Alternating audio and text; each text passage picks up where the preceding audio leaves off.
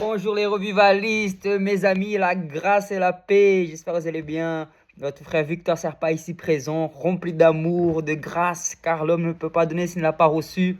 Et ce que nous avons reçu, c'est l'abondance, c'est la joie, c'est la vie, la paix, la vie éternelle, le pardon. Alléluia, l'héritage, tout est en abondance. Donc voilà, bienvenue à l'école aujourd'hui. Comment on peut dire ça, pas à l'école, mais à la vidéo de jeudi. Donc la vidéo de jeudi, c'est une racine. Ça veut dire que c'est une vidéo plus longue que d'autres. Et le thème du jeudi, c'est les cieux ouverts. J'ai beaucoup de choses à vous dire.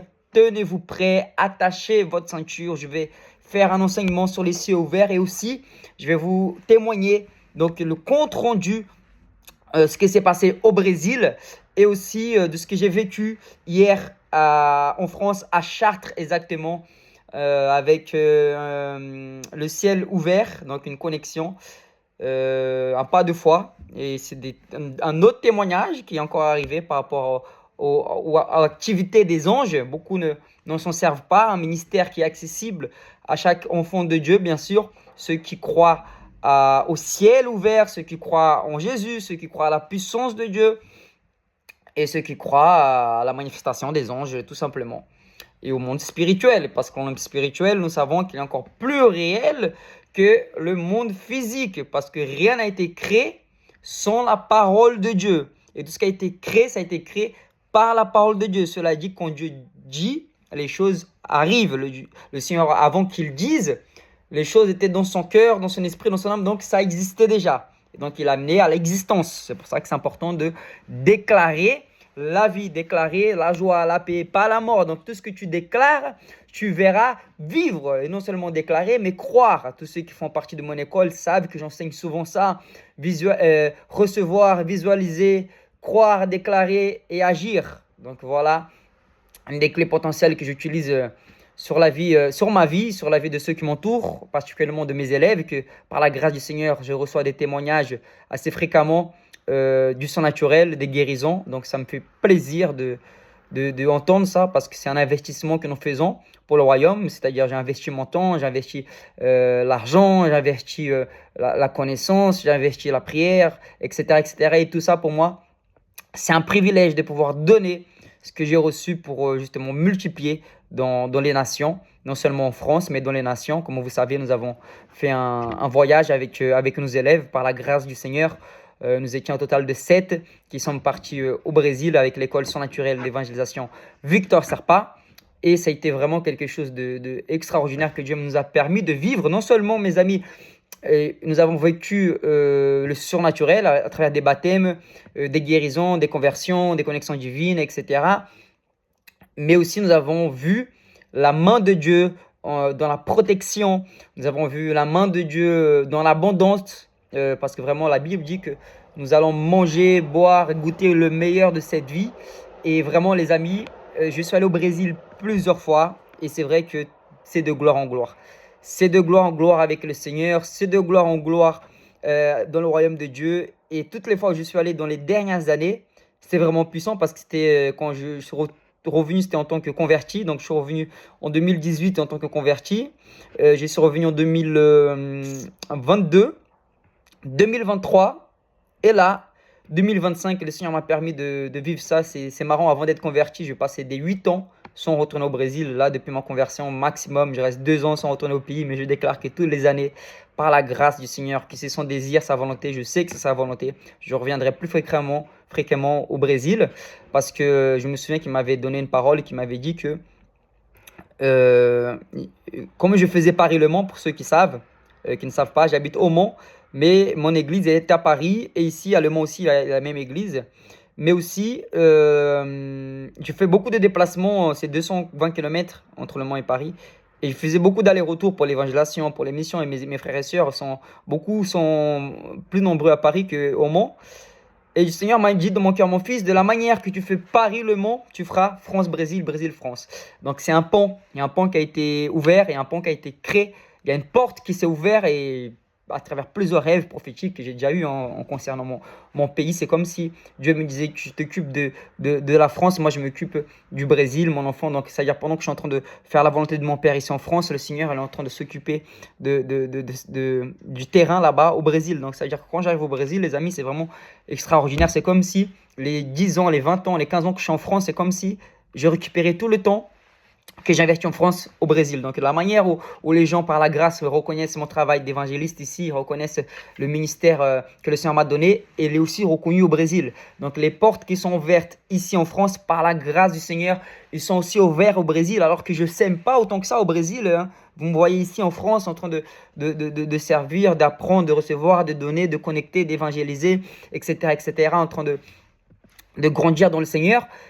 Et pas forcément au Brésil, parce que je suis plus de temps ici. Mais quand j'arrive au Brésil, c'est incroyable comme les gens, ah, Victor, tac, ils ouvrent, les portes sont ouvertes, les connexions sont faites, les églises me contactent, les ministères sont disponibles, je reçois souvent des propositions. Donc, c'est vraiment une grâce. C'est une grâce. Seigneur, je te remercie pour cette opportunité. Et pourquoi je vous dis tout ça, les amis? Parce que j'ai beaucoup aimé cette dernière fois que je suis allé au Brésil. Parce que non, ce que j'ai vécu, je ne l'ai pas vécu seul, mais je l'ai vécu avec mon associé, mes élèves et les frères et sœurs qui nous ont accueillis là-bas, dont un ami pasteur qui est à Rio, qui est très sympa, il s'appelle William. Et il nous a fait le guide touristique. Et nous avons vu la main de Dieu agir, non seulement dans les favelas, parce que figurez-vous que nous sommes quand même rentrés dans la cité de Dieu, c'est la favelas la plus dangereuse du monde, hein, selon l'intelligence artificielle, selon les journaux, selon le monde, quoi. On connaît la cité de Dieu, est connue est réputée pour sa violence, mais par la grâce du Seigneur, nous étions là-bas. Dieu nous a protégés et il nous a gardés. Nous avons vu aussi beaucoup de gens qui étaient éloignés de lui, mais par la grâce, nous n'avons pas annoncé la condamnation, nous avons annoncé la grâce. Beaucoup de gens se sont rencontrés le Seigneur Jésus, ont entendu parler du Seigneur Jésus, notamment dans ces favelas-là, mais aussi dehors, où nous étions dans les plages, etc., etc. Et à un moment qui nous a marqué aussi, où le Seigneur nous a gardé ses camps, nous avons vu une voiture de policiers qui était à la recherche de deux jeunes brigands qui roulait en moto devant nous, sans casque, et il faisait des allers-retours dans les favelas, comme si, voilà, tout allait bien. Et nous avons vu, en fait, des métraillettes sorties des policiers, et ces gens qui ont répliqué sur la police, et les deux sont sans t-shirt, sont en moto, ils ont pris un pistolet, ils ont, je crois que c'était un pistolet mitrailleur, parce que de la manière où ça a tiré, juste en face de nous, et ces jeunes sont enfuis. Je crois qu'il y a un ange qui a dû bloquer la voiture de la police justement pour pas qu'il y ait de meurtre, et il nous a gardés. Nous avons vu ça en face de nous. D'un coup, la voiture de la police s'est arrêtée et ça a répliqué des deux côtés. Et quand nous sommes allés voir l'église où nous allons prêcher donc le lendemain, le jour même, c'est arrivé, il y a eu 7 coups balles qui a traversé l'église où nous étions. On était à 1 mètre, les amis, 1 mètre de cette situation-là. Et la main de Dieu nous a gardés. Nous sommes tout de suite baissés. À terre, baissez-vous. Pour ceux qui n'ont pas vu, la vidéo est sur Instagram. Et les balles ont traversé. Et oui, et le Seigneur nous a pas permis, nous a protégés par ses saints anges, par sa présence, sa puissance. Tout était... Les amis, quand Dieu est au contrôle, on a la paix. Quand Dieu est au contrôle, notre vie appartient aux mains du Seigneur. Et on est couvert entre ses mains. Ses anges sont autour de nous. Qu'on croit que Dieu est au contrôle. Qu'on sait que vivre Christ et mourir est un gain. Nous n'avons pas d'inquiétude. Nous allons dans la paix. Nous étions en paix. Certes, il y a un coup de peur comme ça, mais... En tout cas, c'était glorieux. Le lendemain, il y a eu plein de guérisons dans cette église. Il y a eu des baptêmes qui étaient là, vraiment. Donc, tu m'étonnes que l'intimidation, il va toujours essayer d'être là pour nous faire stopper l'œuvre parfaite de Dieu. Mais le Seigneur, il est bon, il est fidèle et nous a gardés, nous a protégés. Nous avons pu vivre la main puissante de Dieu. Nous avons prévu une campagne dans ces lieux-là. Et Dieu a agi puissamment malgré que nous n'avons pas vu la campagne que nous avons désirée, mais au moins les conversions étaient là, les baptêmes étaient là, le surnaturel était là, les souvenirs ont resté gravés, la peur, l'adrénaline, je dirais pas la peur, mais l'adrénaline était là. Parce que la vie missionnaire, elle est remplie d'adrénaline, que ce soit dans le fond d'une favela à Rio, que ce soit dans une cité dans le 93, ou que ce soit en Chine, peu importe où, voilà, nous ne sommes pas amenés à bégayer, à trembler devant les circonstances. Nous sommes des enfants de Dieu, des enfants des rois des rois. Nous ne sommes pas attirés par la peur, la crainte, mais nous sommes attirés par la vie, la paix. Et c'est à ce moment-là qu'on voit la main de Dieu. C'est dans des situations quand nous sommes disposés, la plupart du temps que nous partons en mission, et bah, les miracles et les guérisons, les extraordinaires nous accompagnent parce que nous, automatiquement, nous courons derrière les âmes, nous courons derrière la vie. Et alors, le Seigneur Jésus agit. Donc, les amis, voilà à peu près tout ce qui s'est passé à Rio de Janeiro. Et ces débuts étaient très forts parce qu'à peine arrivé, en fait, c'est volé à Rio, nous avons la fille de mon associé, en fait, son passeport était périmé de 2 mois, 2 ou 3 mois. Et au Brésil, ça passe pas. En France, ça avait passé, mais au Brésil, ça passait pas. Et du coup, le policier, ils nous ont interdit de rentrer dans le pays. Enfin, pas nous, mais la mère et la fille. Donc la fille, mais la mère ne pouvait pas rester sans la fille, bien sûr. Et cela m'a beaucoup interpellé, cela m'a beaucoup choqué. Parce que on venait de faire 12 heures de vol, les amis. C'était fatigant. Certes, c'était un vol direct, gloire à Dieu. Je crois que c'était un de mes premiers vols directs. C'était vraiment bien. C'était la compagnie Air France. Et ils nous ont bénis. C'était très, très bien. C'est bien passé. Et ce qui m'a touché, c'était que la foi de mon associé, en fait. Parce que le monsieur l'a dit, vous devez rentrer en France et faire les documents pour revenir. Mais elle venait de faire 11 heures, 12 heures de vol. Mais qu'est-ce que vous voulez qu'on va en faire des retours? Donc, d'un côté, mes élèves, ils m'attendaient dehors. D'un côté, mon associé, elle avait un souci avec son passeport. Et automatiquement, le passeport de sa fille, je me suis dit, mais monsieur l'agent, il y a quelque chose à faire. Il dit non. Je dis, bah, je vais parler avec le directeur, la personne haut placée. Donc, c'était la police fédérale. Et la police fédérale me dit, écoutez, on ne peut rien faire. Juste pour que vous ayez une idée, là, le fait qu'elle a voyagé sans le passeport autorisé, bah, elle a une amende de 1 million de réals à payer. La compagnie devait payer 1 million de réals ou 1 million d'euros, je ne sais pas, indemnité qu'elle devait à l'État. Je ne sais pas comment ça fonctionne, à qui doivent payer ça. Et du coup, ils ont mis la pression, vous devez partir, madame, vous devez rentrer chez vous, voilà. Et mon associé, donc Tammy, elle a dit non, je reste ici. Dieu m'a dit de venir ici, je reste ici. Donc nous avons prié, on a prié avec elle, tout ça. Et c'est vrai qu'à un moment, j'ai dit, Tammy, rentre, on voit ça bientôt, parce que tellement l'associé, comment dire ça, le staff de la compagnie, les gens qui travaillaient donc pour la police fédérale mettaient la pression, que pour moi, je voulais éviter les soucis, bien sûr, hein. Je voulais agir avec sagesse. Mais souvent, la foi, c'est comme si ce n'était pas de la sagesse. Ça vient de Dieu, mais des fois, tu dis, mais attends, mais c'est pas sage. Mais en fait, on ne peut pas comprendre comment Dieu agit. On doit juste lui faire confiance, comme c'est écrit dans Romains 8, 28. Il est écrit que toute chose concourt au bien de celui qui aime Dieu. Et ce qui m'a interpellé, justement, c'est que malgré la pression, et j'ai dit souvent, il y a la promotion, et Tammy, elle est restée fixe sur son objectif. Elle a dit non, le Seigneur m'a dit de venir, je vais rester ici. Donc elle a appelé les contacts à droite à gauche en France afin que le consulat puisse lui venir en aide. Mais du coup, j'ai même essayé de dribbler le système. J'ai dit, monsieur, il n'y a pas quelque chose à faire, on ne peut pas faire une exception. Vraiment, regardez, il y en a un billet retour. J'ai essayé de négocier avec la police fédérale, mais il n'y a pas de négociation avec la police fédérale, hein. Eux, c'est un mot, quoi. C'est non, c'est non. Et du coup, ils ont dit la question, alors, vous décidez rentrer comment? Vous décidez rentrer tous les trois, ou qui rentre, qui revient? Et du coup, je dis, bah non, moi, je ne peux pas rentrer, désolé, j'ai des compromis. Et Tammy a dit, non, je reste. Elle a dit non, madame, vous ne pouvez pas rester. Du coup, bah, c'était pas évident. Donc, on a prié. J'ai pris donc par acte prophétique, j'ai pris les 2 manteaux de Tammy et sa fille en prophétisant qu'ils allaient rester au pays. Et du coup, en fait, quelques temps plus tard, on est parti. On n'était même pas encore arrivé à notre logement. On est parti récupérer les véhicules. Que je reçois, arrivé au logement, j'ai mis Internet. Et figurez-vous que Free, si tu es chez Free, c'est gratuit.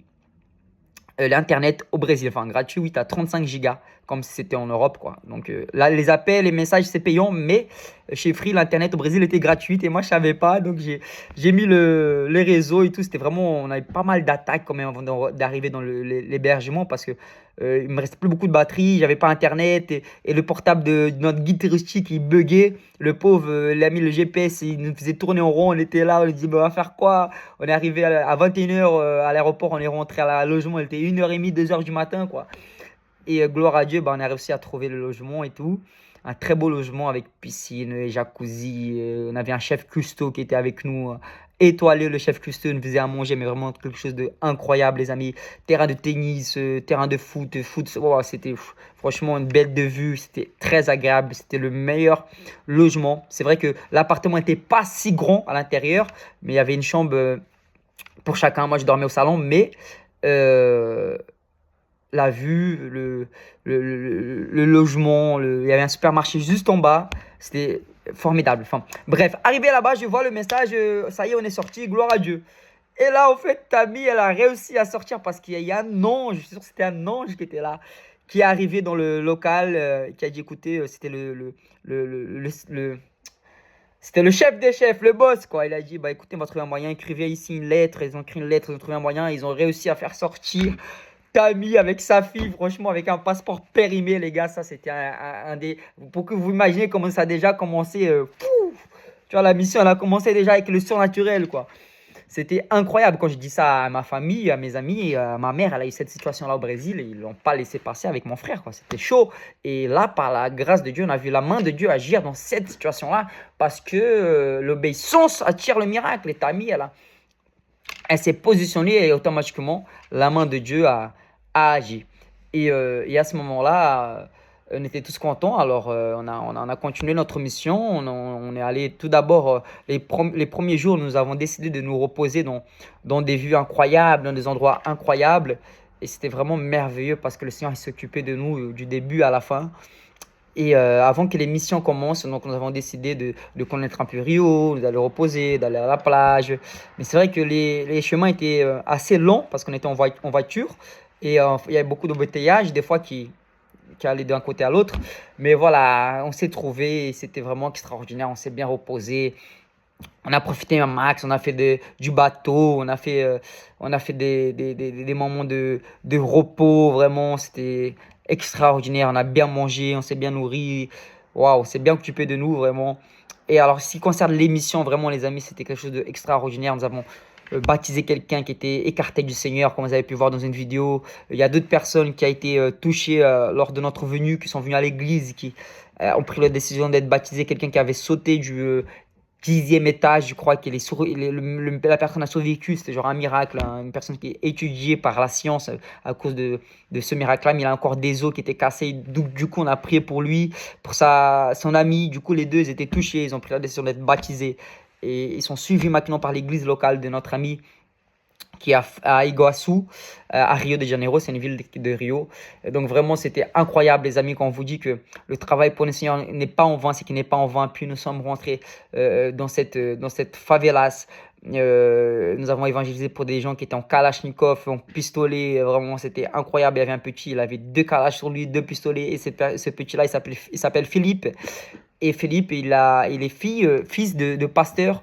Il est éloigné du Seigneur, mais nous avons semé. J'ai prié pour ses pieds, j'ai prophétisé dans ses pieds. J'ai déclaré qu'il allait marcher dans les nations, qu'il allait voir la gloire de Dieu se manifester, qu'il allait être un témoignage puissant. Imaginez-vous, les amis, la prière de sa maman, quoi. Comment sa maman doit prier jour et nuit pour que son enfant se convertisse, quoi. Son enfant revienne auprès du Père. Donc j'imagine que nous étions une réponse de prière pour lui aussi également là-bas. Et d'autres personnes que rien que notre présence, ça a boosté en fait, ça a boosté leur foi en fait. Le fait de nous voir arriver de si loin et de prier pour eux en français, certes, je traduisais, mais mes élèves qui priaient, qui étaient là, qui étaient waouh, eux ils écoutaient ça pour eux, ils disaient, attendez, les gens ils viennent de France pour m'évangéliser quand même. Et c'est pour eux, c'était une réponse de prière. Nous sommes allés dans les monts, nous avons vu les monts et tout, c'était incroyable. D'en haut, des vues vraiment extraordinaires, les amis. Pour moi, c'était waouh, un voyage puissant. C'est jamais comme nous calculons. On imagine dans un sens, d'une manière, et Dieu il fait beaucoup plus, comme il est écrit dans Ephésiens 3:20. Il est capable de faire plus que nous imaginons, nous pensons. ce qui s'est passé, il y a un jeune trafiquant qui a accepté Jésus aussi là-bas, il s'appelle Carlos. Je te prie de prier pour lui. J'ai posté une photo avec lui sur mon WhatsApp. J'ai pas mis dans les autres réseaux parce que ça pourrait être dangereux pour lui. En tout cas, voilà, il avait une mitraillette à côté et tout ça. Donc, je lui ai annoncé l'évangile. Je lui ai montré mes vidéos, ce que Jésus avait fait pour moi. Et lui, il a été touché. Donc, vraiment, donc, dans cette favela, ce que nous étions, ça s'appelle la Cité de Dieu. Il y a beaucoup de gens ont regardé ce film-là, qui a été connu dans le monde entier à cause des choses qui sont arrivées là-bas. Et nous avons été là-bas et nous avons amené le drapeau de la vie, le drapeau de la joie, le drapeau du salut, le drapeau du Christ. Et c'est ça qui était vraiment extraordinaire. Jésus a été glorifié même dans les ténèbres, parce que la Bible dit que là où le péché abonde, la grâce, elle a surabondé, les amis. Et une chose, c'est sûr, avant même d'arriver là-bas, nous étions en train de prier, en fait. Nous avons jeûné, nous avons prié. Donc Dieu, il avait déjà agi avant nous. Avant que nous arrivions au Brésil, le terrain était déjà prêt. Donc c'est important d'aller sur la parole de Dieu. C'est important d'aller sur une direction du Seigneur. Nous ne sommes pas allés, on va faire des vacances au Brésil. Non, non, on y va parce qu'il y a une demande. On y va parce qu'il y a une volonté. On y va parce que c'était dans le cœur du Père avant toute autre chose. D'accord? Donc c'est pour ça que nous avons vécu ces moments-là énormes. Et on compte, bien sûr, on compte revenir au mois d'août, là, le mi-août. Donc, nous avons déjà une partie de certains élèves qui sont allés, qui veulent revenir, et d'autres qui n'ont pas pu aller cette fois-ci, qui vont revenir avec nous. Donc, toi qui as à cœur de venir vraiment, tiens-moi au courant. Les places, ils vont être limitées parce que déjà, on était 7 et tout. C'est pas souvent évident de gérer tout le monde. Mais là, donc voilà, je vais vraiment limiter à un certain nombre de personnes. Mais en tout cas, je sais que ça va être merveilleux parce que, waouh, les amis, c'est un pays à faire. C'est des missions inoubliables. Comme je dis, on va raconter ça à nos enfants, à nos petits-enfants. Parce que quand j'ai juste le fait d'imaginer, j'ai déjà envie de revenir. Parce que non seulement la mission était extraordinaire, mais le temps de repos était fascinant. Waouh, il y a des choses qui m'ont marqué. Il y a des endroits qui m'ont marqué, comme un endroit où il y avait une cascade. La ville s'appelle Doigt de Dieu. C'est le plus beau endroit que j'ai jamais vu jusqu'à présent. Cascade naturelle où tu pouvais plonger, la nature, les fruits qui tombent de l'arbre qui est sur tes pieds, waouh, apaisé, des montagnes, des choses, waouh. Pour moi, j'étais au paradis, vraiment, les amis. C'était Seigneur Jésus, j'avais jamais imaginé de pouvoir vivre de tels moments. Et c'est dommage que je voulais que certains frères et sœurs soient là avec nous, mais malheureusement, ça s'est pas fait. Il y a d'autres amis à moi qui étaient allés au Brésil, mais ça s'est pas fait à cause de la communication. Mais bon, c'est pas grave. Il y aura d'autres opportunités. Cette année, je compte justement servir le corps du Christ, de pouvoir donner ce que j'ai reçu. Donc, pour beaucoup de personnes qui sont au courant, j'ai reçu cet appel d'évangéliste, mais je suis aussi leader d'église de maison et fondateur aussi d'associations. Mais je compte quand même m'occuper plus de ce que Dieu m'a donné, c'est-à-dire de rester focalisé dans l'appel, c'est-à-dire de former d'autres évangélistes, d'équiper l'église, de faire des missions, de faire des campagnes d'évangélisation. Donc cette année, si toi tu as cet appel de mission, de missionnaire, d'évangéliste, tu veux être équipé, tu veux être entraîné, prépare-toi cette année, je vais dédier seulement à ça. Équiper les églises, équiper le corps du Christ, évangéliser, faire des campagnes, voyager, faire des missions. Donc si tu as cet appel, que tu désires, que Dieu parle avec ton cœur, voilà, cette année déjà je vais aller au Brésil. Je vais aller en France, même beaucoup de villes en France. Si tu n'as pas ce désir d'aller trop loin, il y aura la France aussi. Mais avant toute chose, c'est toujours bon d'avoir des expériences comme cela. C'est marquant. Et je compte aller revenir au Brésil, faire Rio, faire San Luis peut-être. Pourquoi pas l'Amazonie aussi. Pourquoi pas faire l'Amazonie. Donc tout ça, je vais mettre en prière. Et après aussi, je vais aller à Madagascar. Je compte aller au Madagascar. Je compte aller au Rwanda. C'est prévu au Rwanda. Côte d'Ivoire, c'est prévu. Voilà, certains pays que j'ai oubliés, mais qui est aussi prévu. Mais en tout cas, les prochains pays, ça sera ça. Ça sera par la grâce du Seigneur la France, Brésil. La France, Madagascar, Brésil. Donc voilà, c'est les prochains pays que nous allons faire. Il y aura des temps de capacitation où je vais capaciter les frères et sœurs à marcher dans le surnaturel, dans l'évangélisation, comme il y aura lieu ce 22 mars à Lyon et 23 mars. Mais aussi, je vais faire des capacitations, des stages d'évangélisation ici même au Mont, chez moi, où tu pourras venir. Ou sinon, tu pourras aussi m'accompagner en direct, en live. Victor, je suis à la perpète, je ne sais pas où, dans n'importe quel pays. Tu dis, je ne peux pas m'y rendre. Est-ce que je peux participer? Oui, tu pourras participer via Zoom à des stages d'évangélisation qui durera une journée entière. Mais aussi, tu vas ressortir, tu ne seras plus le même. Tu seras entraîné, tu seras capacité, tu seras prêt pour manifester ça dans la rue, dans l'église. Il y a aussi l'école d'évangélisation qui durait d'une année entière. Ok, c'est Victor, j'ai quelque chose de plus profond. Alors c'est l'école qui t'as toute une année à partir du moment où tu t'inscris jusqu'à la fin pour être entraîné, être capacité et voyager avec moi dans le monde entier par la grâce du Seigneur afin de faire des grandes campagnes d'évangélisation pour atteindre le maximum d'âmes possible et d'équiper l'église et pourquoi pas aussi fonder l'église, fonder des orphelinats. Donc voilà, je veux vraiment tout donner ce que j'ai reçu. La Bible dit que l'homme ne peut pas donner s'il n'a pas reçu. Et le but, c'est de donner une fois que tu reçois. Donc voilà les amis. Et je sens aussi le Pakistan, je sens l'Inde. Tout ça là, cette année-là, ça va être les années de mission selon ce que Dieu m'a dit, selon ce que Dieu a mis de mon cœur, selon la volonté de Dieu, selon la parole de Dieu. Donc voilà, je ne vais rien faire de moi-même, mais je vais tout faire ce que Dieu m'a donné. Je veux vivre les rêves de Dieu pour moi. Et les rêves de Dieu, c'est de vivre une vie en abondance. Abondance financière, abondance émotionnelle, abondance spirituelle avant toute chose. Abondance spirituelle afin que les âmes soient sauvées. Et le reste, ça va suivre. Le reste, on s'en fout. Le Seigneur est déjà suffisant pour nous. Le reste, ça court derrière nous. Amen. Et de ce qui s'est passé hier à Chartres, donc j'étais parti pour filer un petit coup de main à ma mère à Chartres. Et le problème, c'est que ma mère, elle est massothérapeute et elle a loué un Airbnb parce qu'elle a des clients un peu partout dans la France, dont à Chartres. Et donc, quand elle a loué l'Airbnb, on arrive, la clé n'était pas dans les boîtiers. Pourquoi? Parce que la femme de ménage qui a fait le ménage dans l'Airbnb, elle a oublié de mettre la clé dans le boîtier. Et alors, nous, on est arrivé là-bas, il était 15h. Ma mère, elle avait ses rendez-vous à partir de 16h. Donc, c'était juste le temps de prendre la clé et de s'organiser arrivant dans l'Airbnb. Sauf que, comme la clé n'était pas là-bas, nous, on était coincés. On est resté dehors à essayer d'appeler, personne ne répondait. On était là avec les valises, les trucs et tout. Je dis, Seigneur, qu'est-ce qu'on va faire? Et à ce moment, je me rappelle des cours que je donne dans l'école, donc l'évangélisation surnaturelle, et un module exprès sur l'évangélisation surnaturelle qui est interagir avec les anges, qui est le ministère des anges. J'ai changé le mot parce que interagir des fois, ça choque certains, donc j'ai mis ministère des anges. D'accord? Le ministère des anges qui est biblique, bien sûr. Et le Seigneur me dit, fais un pas de foi. Tu pries pour les gens, tu pries pour les malades. Maintenant, voilà, c'est à ces moments-là qu'on voit ta foi. C'est dans les moments difficiles, c'est dans la tribulation qu'on voit où est-ce que tu es. Et donc, alors, j'étais là. Déjà, je faisais 1 heure qu'on était là en galère. Les gens, ils cherchaient les emails, les boîtes emails, les contacts, et ça ne marchait pas. Et moi, j'ai appelé au moins 10 fois, les amis. J'ai appelé au moins 10 fois l'agence. C'est un dimanche après-midi. Croyez-moi, l'agence va être fermée. Elle ne va pas te répondre. Hein. Et j'ai dit, Seigneur, qu'est-ce que je fais? Donc, je me suis souvenu que j'ai plein de témoignages avec les anges. Quand je les envoie au charbon, par la grâce du Seigneur, la plupart du temps, ils m'écoutent. Et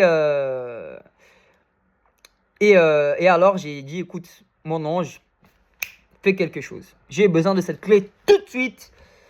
Au nom de Jésus, va me chercher cette clé-là. Merci. Merci, mon ange. Et là, les amis, question de 2 minutes, 3 minutes, le problème était résolu. Alors qu'on prenait des heures à résoudre par un simple commandement, bibliquement parlant, la solution a été trouvée. Le problème a été résolu. Victor, comment t'as fait? J'ai juste commandé à mon ange, au nom de Jésus, de chercher les clés. Et comment ça s'est passé? J'ai appelé une dernière fois et tout de suite, la personne a répondu. Je pense qu'un de mes anges a dû tirer à l'oreille de la personne qui était là-bas. Il a dû faire quelque chose que la personne, elle a décroché. Elle a envoyé la femme de ménage pour déposer les clés. Donc moi, maman, problème résolu. J'ai envoyé mon ange. La personne a répondu. Il envoie quelqu'un pour chercher les clés. Moi, je me rends pour chercher les clés. Devinez quoi? La femme de ménage était brésilienne. Bingo! Je l'avais déjà évangélisé. Mais je te connais, toi. Ah oui, on se connaît d'où? Oui, vous m'avez déjà parlé de Jésus. Amen. Et voilà, madame, Jésus vous aime. J'ai changé contact, j'ai changé Facebook. Voilà, le surnaturel, naturellement. Surnaturellement, naturel. Alléluia. Voilà les amis, c'est des petits témoignages qu'on vit à l'école, en mission, jour à jour. Voilà, 30 minutes que je voulais vous partager un peu de ce que le Seigneur est en train de faire par la grâce du Seigneur Jésus. Des conversions, des baptêmes, des vies sauvées, des capacitations, transformations. Afin qu'ils reviennent, il faut que l'évangile soit partagé avec audace et puissance. Donc, afin de finir, j'aimerais quand même, je crois que j'ai tout dit sans oublier parce que là, c'est aléatoirement, je n'ai pas préparé, j'ai fait cette vidéo par l'Esprit de Dieu, vraiment par l'encouragement de Dieu, afin que tu sois prêt à vivre la bonté de Dieu dans ta vie également. Je crois que j'ai oublié de dire quelque chose, mais c'est pas grave. Je vais prier pour vous. Et voilà, les amis, vraiment, le Seigneur est bon. Et merci, Saint-Esprit de Dieu, parce que tu es fidèle. Tu nous permets de vivre des choses extraordinaires. Je déclare que tu vas aussi vivre des choses extraordinaires, semblables et encore plus, encore mieux. Là, récemment, je me suis rappelé ce que je voulais dire. Merci, Saint-Esprit de Dieu. J'ai reçu un témoignage d'un de mes élèves de Lyon qui a été venu dans une de nos capacitations, un atelier de guérison que j'avais fait en octobre. Il me semble que c'était en octobre, j'avais fait à Champigny. Il y avait beaucoup d'élèves qui étaient là, qui sont venus, et d'autres frères et sœurs aussi du bus qui étaient là. Et cette personne, en fait, il a utilisé une des méthodes qui est partie de guérir, enfin une des méthodes qui est partie de guérir. En fait, j'avais enseigné tout juste, je les avais encouragés, ils sont partis prier pour un de ses amis qui avait une tuberculose et Jésus les a guéris, il les a utilisés pour guérir la tuberculose. Et le jour de la capacitation, de l'entraînement, ils sont venus avec une de ses amies qui ne pouvait pas enfanter et nous avons prié pour eux, et du coup, elle a enfanté, elle a eu un enfant, 3 mois, je crois que c'était octobre, novembre, décembre, janvier, février, mars. Ouais, 6 mois après, presque 7 mois, la personne, elle est tombée enceinte. Donc, elle va enfanter dans les prochains temps, là, par la grâce du Seigneur, grâce à l'évangélisation surnaturelle, grâce à l'audace, grâce à l'obéissance, grâce à la foi, grâce au corps, grâce à l'unité, grâce au royaume. Amen. Jésus a été glorifié, les amis. Merci, Seigneur Jésus. Les amis, soyez bénis, likez, commentez cette vidéo, partagez à max, parce que ça va encourager un maximum de personnes. On est ensemble pour la gloire de Jésus-Christ. Soyez bénis.